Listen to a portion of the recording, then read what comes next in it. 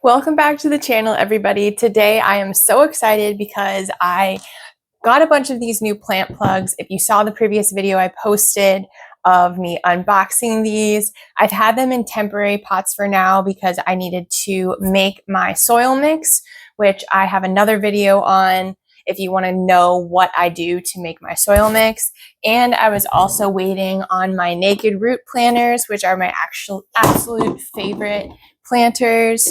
They've helped me so much keep some of my more challenging plants alive, like calatheas. I cannot begin to explain to you how many of those I have killed just because it's so challenging.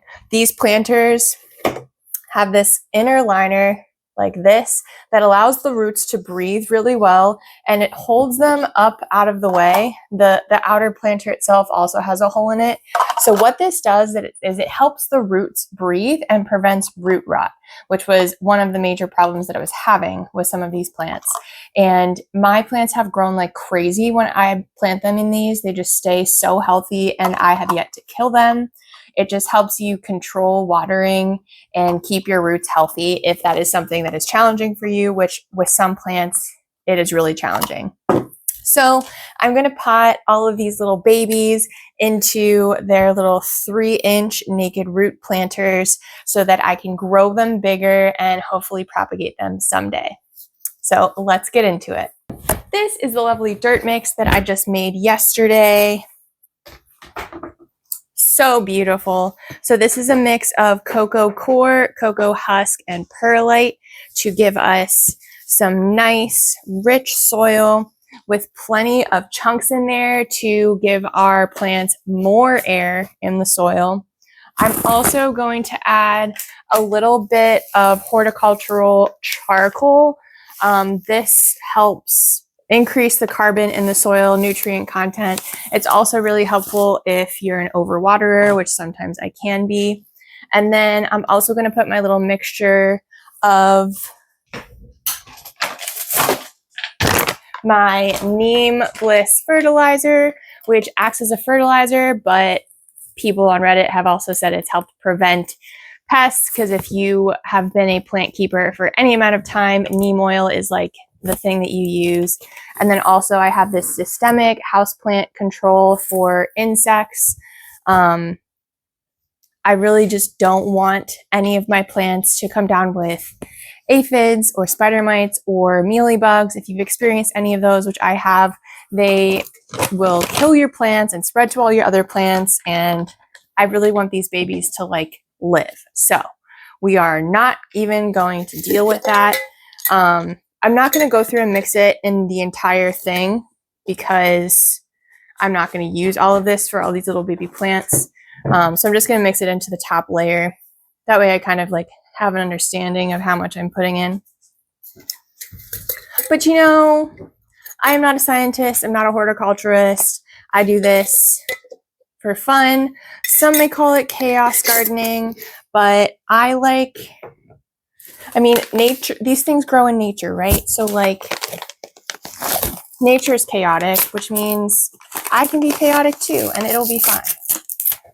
I think sometimes what keeps people from getting into keeping plants is they get overwhelmed with like all of the things that they think they have to do. But you don't even have to mix your own soil. You could go grab a mix at the store. If you want to add some more chunks to it, maybe get some of the orchid bark soil and mix that in, and your plants will be fine. I promise you. So I'm just going to mix this in that top layer.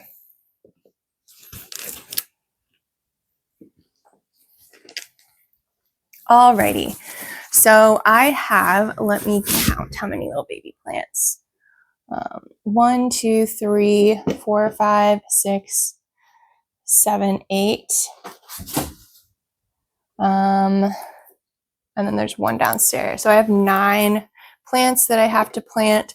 I'm just going to fill the bottom of these a little bit with this soil mix to start. And then I will put the plugs in and fill around them with soil. Okay, awesome. Now we have all of our our plant potters filled a little bit with our soil mix.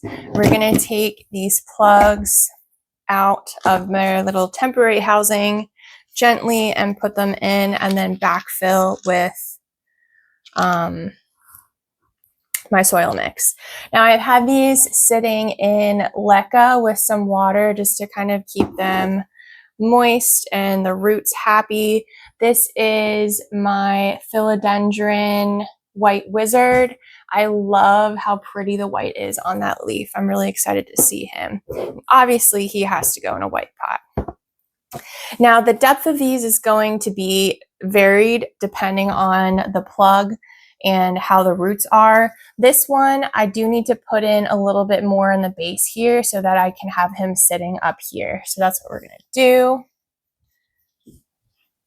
We don't want to pack the soil in super tight. We want them to have plenty of room in here to breathe, because in case you haven't noticed, plants like it better when their roots get a little air. Now it's totally okay if you get dirt on the plant. It's a plant, it's fine. When you water it, it'll clean off the dirt. Awesome. So the way these planters work, the first time you water them, you want to water them from the top and let the water run through. And then for any subsequent waterings, you can fill in this little bottom pot and it'll fill up to that little sun, and then set this guy back in there. And it kind of controls the water consumption and make sure that your roots always have air, because the water is not going to be able to get up to these roots. They'll still be able to breathe, and that prevents the root rot. And it's absolutely magical and amazing. Each plant you want to kind of monitor, because every plant is going to have a different rate at which they soak up all the moisture in here and dry out. I'll usually just go around and lift the pot, and if it's light, I know that it soaked up its moisture. If it's still a little heavy, I know that there's still some water in there for it. But yeah, it's super easy. We're going to go through and finish potting up the rest of these. And I will show them to you after I'm done.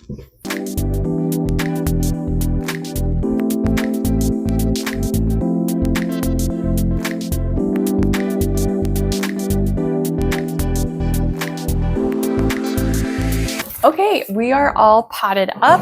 Let me show you what all of these little guys look like, and some other things that you want to take consideration of while you're repotting a plant. So this is my Aglaonema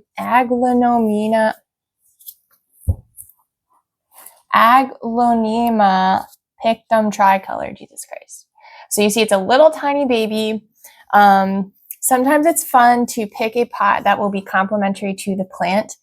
So this one is one that will have multiple colors in it and some lighter colors. So I wanted the white to bring out the white in the plant.